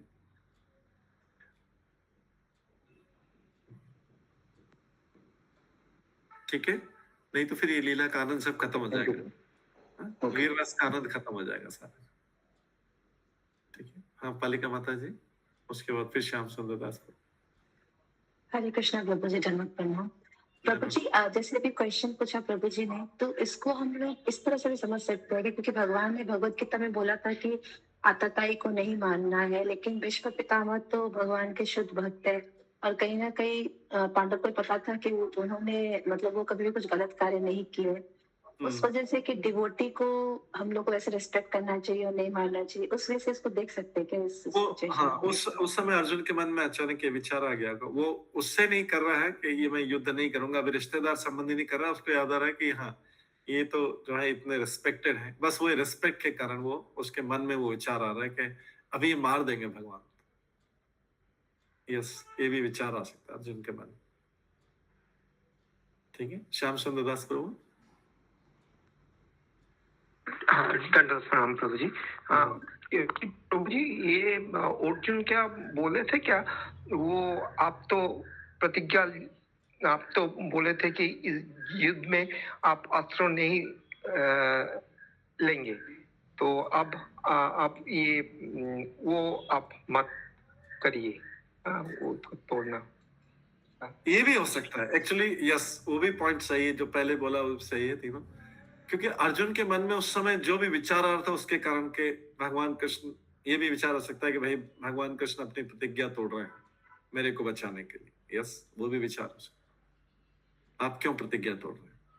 या फिर दूसरा है कि भीष्म पितामह को मारे वो तो इतना सम्मान नहीं करते। ये सब अर्जुन के विचार है, जिसके कारण अर्जुन कृष्ण के पैर पकड़ ले। कृष्ण सुन नहीं रहे किसी की बात, कृष्ण तो भागे जा रहे हैं, अर्जुन पीछे पीछे।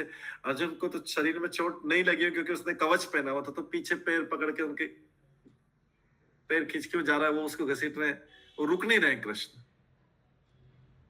कृष्ण को कभी, भगवान को कभी क्रोध नहीं आता, लेकिन भगवान अभी क्रोध में है। तो ये सब जो है उसको समझना पड़ेगा कि भगवान उस समय अपने आप को ये भूल गए कि भगवान है, उनकी योगमाया शक्ति उनको बुलाती है। अर्जुन को भी बुला दिया सब कुछ, और जो है भीष्म पितामह को भी बुला दिया। भीष्म पितामह भगवान को मारने के लिए तैयार है, एकदम पूरा रेडी है भगवान को। अभी वो भूल गए कि कृष्ण है, जबकि उनको पहले पता है कि कृष्ण है, लेकिन युद्ध के रस में ये सारी चीजें को भूल के तभी युद्ध हो पाएगा। नहीं तो उसको भगवान मानेंगे तो भीष्म पितामह लड़ता ही नहीं कभी। तो सबको फिर समय आने पर बुलाते हैं जिससे लीला का पूरा आनंद प्राप्त किया जा सके, नहीं तो युद्ध ही नहीं होगा। फिर वो भगवान जो देना चाह रहे हैं, जो शिक्षा देना चाह रहे हैं, वो शिक्षा नहीं देगा।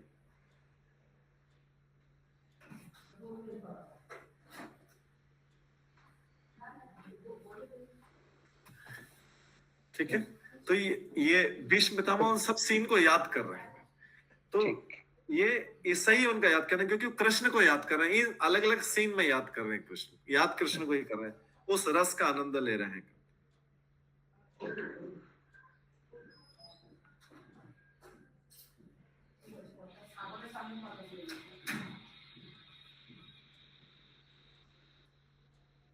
तो ये जो है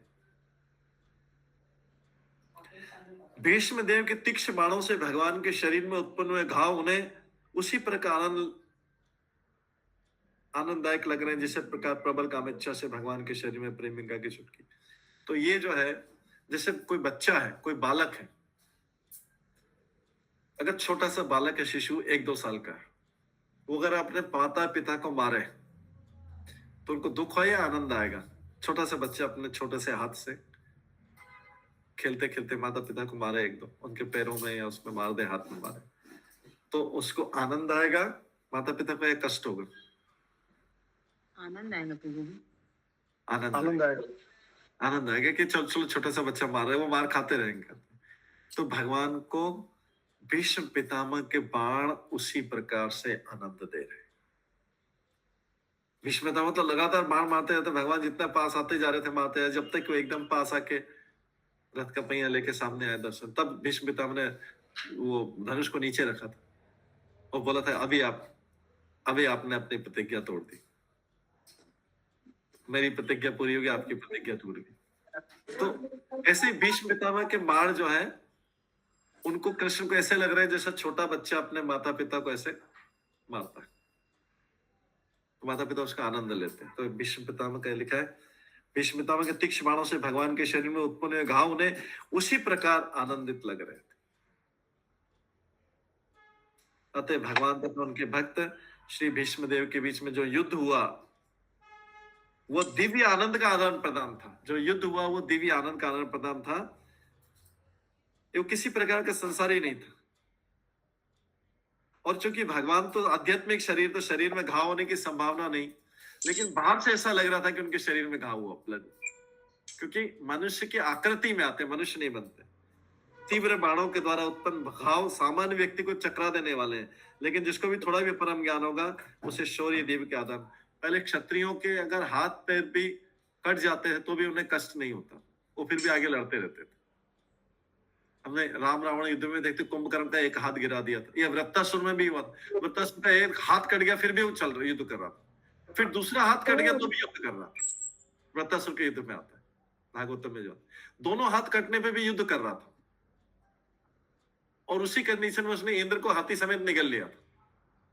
तो क्षत्रियों को ऐसे घावों से कोई फर्क नहीं पड़ता, उनके शरीर इतने शक्तिशाली बलशाली हुआ करते। हाँ, सविता गुप्ता माता जी क्वेश्चन है, उसके बाद में फिर प्रभु जी सादर प्रणाम। प्रभु जी, योग माया शक्ति क्या भगवान को भी प्रभावित कर सकती है? भगवान उसको आदेश देते हैं कि इस समय मुझे प्रभावित कर देना, आदेश देते हैं।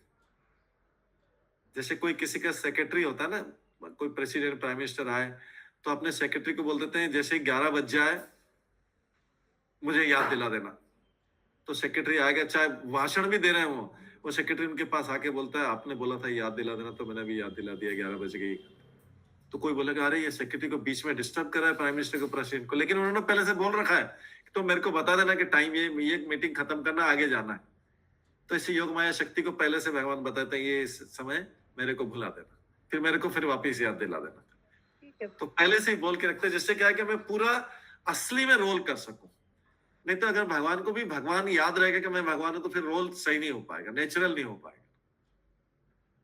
इसलिए भगवान भी फिर जैसे रोते हैं तो नेचुरल रोते हैं, ऐसा नहीं कि वो भगवान है ऐसा ड्रामा कर रहे हैं। भगवान जब यशोदा मैया उनको मानती रोते तो वो स्वाभाविक रूप से तो उस समय उनकी योग माया शक्ति उनको भुला देती कि वो भगवान है। तो फिर रोल करेंगे तो असली रोल होगा, जैसे बच्चा रोता है वैसा ही रोएंगे, फिर असली आनंद आएगा, असली रोना हो। अगर भगवान को तो रोना आएगा नहीं, अगर भगवान को याद रहेगा कि मैं भगवान हूं तो भगवान कैसे रोएंगे? तो भुलाना पड़ेगा, जैसे साधारण रोल। ऐसे यहाँ पे भगवान को भुलाए तो तब जाके युद्ध में आनंद आएगा, उसको मारेंगे, इसको मारेंगे, वो करेंगे, और फिर राइट टाइम पे योग माया शक्ति उनको याद दिला देगी कि आप भगवान है। जब समय आएगा, जब लीला खत्म होगी तो फिर से याद दिला देंगे कि आप भगवान हैं। ठीक है, तो पहले से सब बोल के रहे, लीला शक्ति वैसा की वैसा करती है जैसा भगवान चाहते हैं। ठीक है, कुसुम भगत माता जी, कुसुम भगत। हरे कृष्ण प्रभु जी सादर प्रणाम। प्रभु जी, युद्ध को नियम करना कि जिनके हाथ में शस्त्र नहीं उस समय उनके वार नहीं करना चाहिए। हाँ, इसलिए अर्जुन ने मारा क्या उनको बाण? यस यस, भगवान क्या बोलते हैं, सही बात है कि भगवान ने अर्जुन को बोला कि तुम अभी मारो, भीष्म ने धनुष रख दिया अभी मारो। क्योंकि भगवान क्या बोलते हैं कि सारे नियम कायदे कानून जो धर्म का पालन करने के लिए होते हैं, और क्योंकि भीष्म पितामह अधर्मियों के साथ में है इसलिए इनको छोड़ना नहीं करना। तो अधर्म के साथ में भगवान बोलते हैं मेरे लिए जो मेरी शरण में था उसके लिए कोई नियम नहीं है, इसलिए बोलते हैं ना सर्व धर्मान परित्यज्य माम एकम शरणम। धर्म क्या बोलता है, युद्ध का धर्म क्या बोलता है? देखो, युद्ध का धर्म और भगवान का धर्म, युद्ध का धर्म क्या बोलता है, किसी के हाथ में शस्त्र नहीं हो तो उसको मारना नहीं चाहिए, युद्ध का धर्म ये बोलता है। ठीक है, ये युद्ध का नियम है इसका।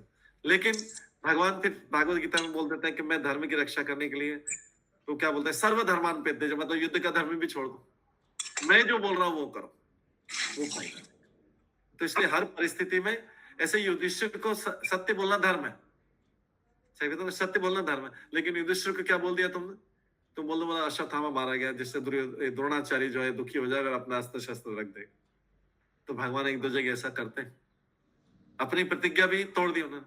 तो भगवान क्या बता रहे हैं इससे कि मेरी शरण हाईएस्ट है। आपके जो धर्म है ठीक है, सामान्य अवस्था में धर्म है, लेकिन जब मैं जो बोल रहा हूं, धर्मम तो साक्षात भगवत प्रणीता, मैं जो बोल रहा हूं वो फिर फाइनल है। इसीलिए तो श्लोक आता है सर्व धर्मान परित्यज्य। मैंने ही वो धर्म सिखाया है, मैंने ही धर्म सिखाया है, लेकिन जब मेरी शरण में कोई आ जाता है तो उसके लिए क्या फाइनल है? मेरी शरण में आना मतलब भगवान की शरण में आने का मतलब कि भगवान के आदेश और भगवान के नियम फाइनल है। इससे पहले भी उन्हीं के थे, लेकिन अभी जो बोल रहे हैं इस परिस्थिति में जो बोल रहे हैं वो उनका फाइनल है। भगवान के नियम को भगवान तोड़ सकते हैं ना, भगवान के नियम को भगवान तोड़ सकते हैं क्योंकि उन्हीं ने बनाया है। हम ये नहीं बोल सकते भगवान आपने तो शुरू में बोला था ऐसा था, अभी आपने ऐसा बोल दिया, फिर अभी आप ऐसा बोलो। वो बोला कि मैं जो फाइनल बोल रहा हूँ वो फाइनल भगवान के धर्म। इसीलिए तो बोला है सर्व धर्मान परित्यज्य। जो भी पहले वर्णाश्रम धर्म बताए, ये धर्म बताए, वो धर्म बताए, अभी उसको त्याग के मेरी शरण में आ जाओ। वो कब तक चलते हैं? जब वो धर्म कब तक पालन करना है? जब तक तुम मेरी शरण में नहीं आ रहे हो। समझ रहे? कब तक वो धर्म पालन होंगे सारे? जब तक तुम मेरी शरण में। जैसे किसी को ब्रह्मचारी बनना है, अभी किसी पुत्र का तो कर्तव्य है कि माता पिता की सेवा करे, कर्तव्य है ना, सबको पता नहीं, बेसिक धर्म है, सबका पता। लेकिन कोई ब्रह्मचारी बन गया तो क्या करेगा? उसकी सेवा कहां जाएगी? फिर उसकी सेवा कहां जाएगी बताइए? वो कर पाएगा नहीं कर पाएगा सेवा? बताइए, आप में से कोई बता सकता? अगर कोई ब्रह्मचारी बन गया तो माता पिता की सेवा कैसे कर पाएगा? तो यहाँ पे इसलिए जो युद्ध का धर्म था कि कोई शस्त्र नहीं हो जिसके हाथ में उसको नहीं मारना चाहिए, लेकिन यहाँ पे अर्जुन से बोले तुम तुरंत भीष्म पितामह कर बाणों की वर्षा कर दो। अभी भीष्म पितामह के हाथ में बाण नहीं है। यही तो शिक्षा दे रहे हैं भगवान, सर्व धर्मान परित्यज्य। मतलब मैंने ही जो धर्म बताए, अभी इसको क्योंकि मेरी शरण में पूरी तरीके से आ गए हो, अब मैं जो बता रहा फाइनल है कि मैं आपके सारे पाप हर लूंगा। अगर कुछ गलत कर रहे हो, आपको लग रहा है कि कुछ गलत कर रहे हो, आपको कुछ लग रहा है उसके कारण कोई पाप हो रहा है, तो उसके लिए क्या करूंगा मैं? अहम तम सारा पापे, मैं उस पाप को हल दूंगा। पिछला धर्म छोड़ने से आपको क्यों पाप लग रहा है? जो मैंने ही बताया था पहले। ठीक है, अभी शायद सबको ये समझ में आ गया ना? ठीक है मीना, मेरा माता जी का प्रश्न है। प्रभु जी थोड़ा पीछे है मेरा क्वेश्चन। भीष्म पितामह को पता था कि वो कृष्ण भगवान है, वो तो बाण अर्जुन को एम कर रहे थे ना, कृष्ण भगवान को तो एम नहीं कर रहे थे। नहीं, बाद में तो कृष्ण को ही मारा था ना। कृष्ण जब उनकी तरफ भागते आ रहे थे दूर से, तो बहुत बाण मारे थे कृष्ण। अभी तो कृष्ण भाग के तो कृष्ण आ रहे थे ना, अर्जुन तो उनके पैर पकड़ रहा था। भागते हुए मारने के लिए रथ का पहिया लेके कौन आ रहा था? कृष्ण आ रहे थे। किसको मारने? बिकॉज अर्जुन के ऊपर इतने बाण डाले गए, अर्जुन थोड़ा घबरा गया, तो कृष्ण भगवान ने समझा now I have to come out and help him, तो उन्होंने अपना शस्त्र लिया गुस्से में आके। हाँ, गुस्से में शस्त्र लिया। तो भीष्म पितामह छोड़ेंगे क्या? युद्ध चल रहा है अभी वो रिलेशनशिप अभी नहीं। भीष्म पितामह उनको सामने आते देख रहे हैं तो क्या बाणों से मारेंगे? नहीं, रथ का पहिया लेके आ रहे हैं तो भीष्म पितामह मार खा लेंगे क्या? वहां पे तो सब युद्ध चल रहा है ना, तो युद्ध में भगवान भी आ रहे हैं तो भी भीष्म पितामह तो बाणों के उनके ऊपर मारते रहे जब से भाग के आ रहे हैं जितने में उतने में तो। और जब अर्जुन को बाण मार रहे थे तब कृष्ण को भी बाण लग रहे थे, वो तो उनके साथी थे। वो तो अनाधुन बाण मारते जा रहे थे, मारते पूरा रथ के ऊपर अम्ब्रेला टाइप बन गया था। उसके सारथी तो कृष्ण थे, और जब कृष्ण भागते हुए आ रहे थे तो वो चुपचाप नहीं बैठेंगे भीष्म पितामह। वो तो जब पास में आए, उन्होंने जब बोला कि आपने प्रतिज्ञा तोड़ दी, तब जाके रथ गया। अभी मैं प्रसन्न हुआ, मैंने आपकी प्रतिज्ञा तोड़वा दी, तब जाके उन्होंने धनुष बाण रखा। तो ये रथ जो आप वीर रस बोल रहे हो, ये वीर रस, no it is for Arjun or is it for Bhishma Pitamah or is it for lord Krishna? Lord Krishna के लिए मेनली वो वीर रस का आनंद ले रहे हैं, लेकिन उनको वीर रस से कोई लड़ने वाला भी तो होना चाहिए वैसा। अगर कोई उनको उसी टाइम पे हाथ पे जोड़ के खड़े हो जाए तो फिर वीर रस का आनंद कैसे होगा बताइए? लड़ने वाला ही कोई नहीं है तो फिर वीर रस का आनंद कैसे मिलेगा? भीष्म पितामह जैसा महान भक्त कोई लड़ने वाला भी होना चाहिए ना। जैसे भगवान ने जय विजय को भेजा था ना रावण और उसका वीर रस का आस्वादन, तो कोई इतना पावरफुल व्यक्ति भी सामने होना चाहिए, इतना बड़ा भक्त होना चाहिए। ठीक है ना? कोई भक्त के अलावा कोई इतना पावरफुल हो नहीं सकता जो वीर रस का आनंद दे। Okay Prabhu ji, thank you. Hare Krishna. ठीक है, हरे कृष्णा। हाँ, राहुल मोदी। प्रभु जी बोल रहे थे कि पांडव के बीच में झगड़ा था कृष्ण भगवान का। आम पब्लिक से जो मर रहा था उन लोग का क्या था? जो लोग मतलब मर रहे उन लोग के लिए क्या हुआ?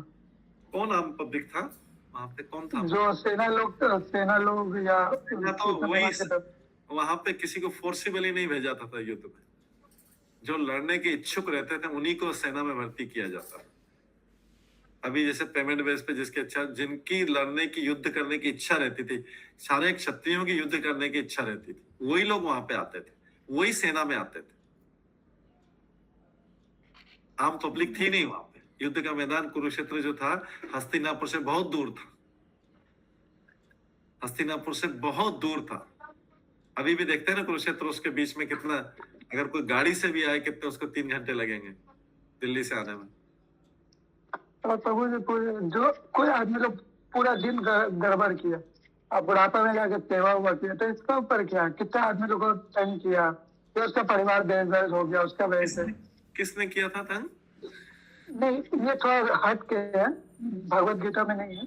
लोग कोई आम पब्लिक लोग जैसे तंग किया, बदमाश मारपीट किया, जिसको मारा पिटा, उसका घर परिवार अलग हो गया, उसका परिवार दुखी में पड़ गया। और जो इंसान अपनी भक्ति में चल जाता है उसका सब पाप मिट जाता है, मिट जाता है। हाँ, उसके पाप मिट जाते हैं। और जो बदमाश किया, जिसने वो परेशान किया, उसको तो दंड मिलना चाहिए ना। जिसने बदमाशी की है उसको दंड मिलना चाहिए, नहीं मिलना चाहिए? मिलना चाहिए, मिलना चाहिए। तो भगवान वही कर रहे थे। कौरवों ने परेशान किया था सबको, निर्दोष लोगों को, उनको दंड दे रहे थे, इसलिए उनको मार रहे थे। चाहे वो कितने भी लोग हों, उनको मार रहे थे भगवान। दंड, यही तो सही गीता का, धर्म के अनुसार चलना चाहिए जिसको दंड। तो सारे कौरव जो थे, सारे कौरव थे, उनकी गलती थी, इसलिए कौरवों को मरवाया जा रहा था। उसमें कोई सहानुभूति नहीं होनी चाहिए कौरवों से कि इतने लोग मारे गए, उतने लोग मारे। कौरवों को मारना भगवान का कर्तव्य था, क्योंकि वो जैसे अभी आतंकवादी टेररिस्ट होते हैं, ऐसे कौरव थे उस समय, वैसा कर रहे थे कौरव। तो उनको मारना था ना, सही था ना, युद्ध तो सही था। तो सारे के सारे तो अधर्म पक्ष में थे प्रभु। हाँ, वो सारे धर्म में आ जाते, धर्म में आ जाते तो धर्म में आ जाते तो उनको क्षमा कर दिया जाता। भगवान तो उनको रिक्वेस्ट करने गए थे, धृतराष्ट्र की सेवा। भगवान तो बोल रहे, हाँ, रिक्वेस्ट करने गए थे, निवेदन करने गए थे युद्ध से पहले, लेकिन उन्होंने बोला नहीं, हम तो 1 इंच भी जमीन नहीं देंगे। जबकि वो तो भूमि उन्हीं की थी, दोनों का आधा आधा राज्य था। और ये पांडव लोग भगवान के भक्त थे, तो भगवान जो है अपने भक्तों की रक्षा करने के लिए अधर्मियों को दंड देते हैं, इसलिए महाभारत युद्ध हुआ। ठीक है, शांति शाह माता जी। हरे कृष्ण प्रभु जी, हम भी वही बोल रहे थे। हाँ, अधर्म का जो साथ देता है उसको तो मारना जरूरी है। यस, माना जरूरी, नहीं तो आगे बढ़ के जैसे करेगा, जैसे किसी आतंकवादी को छोड़ देंगे, दया कर देंगे उसके ऊपर, तो और कई लोग निर्दोष लोगों को मारेगा। हम सोचे दया हम तो सोचे कितने भी दया। बड़े महापुरुष क्यों ना हो, यदि अधर्म को साथ दे रहे हैं तो उसको मारना बहुत जरूरी है। यस यस यस, इसलिए युद्ध हुआ था भगवान। यस, सविता गुप्ता माता जी। फिर भगवान तो शांति दूत बनकर भी दुर्योधन के पास गए थे। हाँ, बीच में गए थे, पहले नहीं हुआ ना, उससे काम नहीं हुआ। दुर्योधन ने उनका अपमान कर दिया था, दुर्योधन अपमान करके भेज दिया था। वो नहीं चाहता था, वो चाहता था कि युद्ध हो, तो इसलिए युद्ध करना पड़ा। फिर भगवान ने आके मैसेज दिया था कि अभी युद्ध जरूरी हो गया, अधर्मियों को दंड देना पड़ेगा। पहले समझाया था। ठीक है, रेणु अग्रवाल माता जी। हरे कृष्ण प्रभु जी, दंडवत प्रणाम। प्रभु जी, जैसे आपने बताया कि ये धर्म के मतलब अधर्म की तरफ लड़ रहे थे, तो जो दुर्योधन ने कृष्ण से जो सेना मांगी थी, वो तो कृष्ण की सेना थी। और लेकिन युद्ध कर रहे थे दुर्योधन की तरफ से, दुर्योधन की तरफ से, तो उनको फिर हाँ, लेकिन वो तो कृष्ण के भक्त हुए ना, कृष्ण की जब सेना में थे, पहले भगवान के भक्त थे वो तो। नहीं, ऐसा नहीं होता ना। कृष्ण के भक्त सेना में वही लोग रहते हैं जिनका युद्ध करने का इच्छा होता है। सेना में पहले वही लोग जाते थे, अभी जैसा नहीं रहता रुपए पैसे के लिए, इच्छा नहीं तो भी जा रहे हैं क्योंकि नौकरी चाहिए। पहले क्षत्रिय जो लोग युद्ध में, वही लोग इच्छा करते थे, कोई भी जबरदस्ती कोई नहीं जाता था, जिनकी इच्छा रहती थी। जनरल पब्लिक को इस पर प्रभाव नहीं पड़ता था। अभी जनरल पब्लिक बीच में मारी जाती है, पहले केवल इसलिए दूर से, सिटी से बहुत दूर कुरुक्षेत्र का युद्ध मैदान। लेकिन प्रभु जी जैसे वो तो, हाँ प्रभु जी जैसे, लेकिन वो पहले तो कृष्ण भगवान की शरण में ही थे ना, बाद में दुर्योधन। नहीं, शरण में नहीं, शरण में उसको भक्त नहीं थे, सेना है।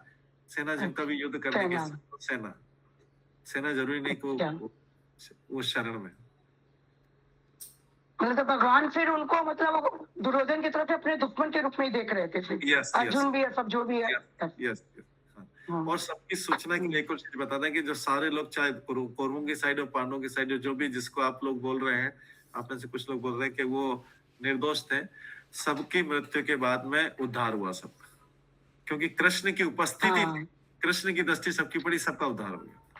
तो अभी बताइए, कोई भी किसी का भी जीवन व्यर्थ नहीं गया। अल्टीमेटली तो ये हाँ प्रभु जी, थैंक यू प्रभु जी। शत्रु के ऊपर मारेंगे ना, चाहे मित्र के ऊपर। भक्त की बात अलग है। ठीक है सविता गुप्ता माता जी। वो लोग अधर्म के पक्ष में युद्ध करना स्वीकार किया, भले ही भगवान का सेना न हो क्यों ना हो। यस यस, उन्होंने स्वीकार किया था, तभी भगवान ने उसे किसी को भी जबरदस्ती नहीं भेजा गया। और जो युद्ध में भाग लेना चाहते वही भाग लेते थे उस समय, किसी और लोभ में नहीं थे। ठीक है, हरे कृष्ण। तो आज का ये पूरा हो गया है। ठीक है, ये श्लोक पूरा हो गया था। तो भगवान भीष्म पितामह भगवान के ऐसे रूप के ऊपर जो उन्हीं की तरफ रथ लेके आ रहे हैं और उनके कृष्ण के भी घाव हो रहे हैं और उसमें से रक्त बह रहा है, उस ऊपर लिखा है लास्ट में, चूंकि भीष्मदेव वीर रस के भक्त थे, चूंकि भीष्मदेव वीर रस के भक्त थे, अतः वो उसी क्षत विक्षत दशा वाले कृष्ण पर अपना ध्यान स्थिर कर रहे हैं। वो उसमें कर रहे हैं जिसमें कृष्ण को चोट लगी है, वो वाले रूप का ध्यान कर रहे हैं, क्योंकि वो वीर रस का उनका रस ऐसा आदान प्रदान। हालांकि कृष्ण को वास्तव में कोई ब्लड तो ऊपर से था, क्योंकि उनका शरीर तो आध्यात्मिक है, उसमें कोई कट नहीं हो सकता। आध्यात्मिक शरीर में तो जैसे आत्मा को ना तो काटा जा सकता, ना जलाया जा सकता, ना मारा जा सकता, उनके शरीर में वो रक्त ऐसा बहता हुआ दिख रहा था सब लोगों को, सामान्य लोगों को। तो इसलिए लास्ट में अंत में लिखा है कि इसीलिए लास्ट की लाइन में कि उसी क्षत विक्षत दशा वाले कृष्ण पर अपना ध्यान स्थिर कर रहे थे भीष्म, ऐसे घायल अवस्था वाले कृष्ण पर अपना ध्यान कर। ये वीर रस है, उनको बाल्य रूप नहीं चाहिए कृष्ण, ये वाला, क्योंकि उसी का ध्यान करते थे। तो कृष्ण के भी बहुत सारे रूप हैं, जो जो भगवान के जीसस रूप पे ध्यान करता है उसको वैसा वैसा रूप अंतिम समय भगवान का। तो ये वीर रस वाले धाम में जाएंगे विष्णु कृष्ण के। ठीक है, तो इसको यहीं पे विराम देते हैं। इसके बाद 35 श्लोक से अगली क्लास में स्टार्ट करेंगे। सभी भक्तों का बहुत बहुत धन्यवाद। सब भक्तों एक बार हरे कृष्ण महामंत्र का जप करते हैं। हरे कृष्ण हरे कृष्ण हरे राम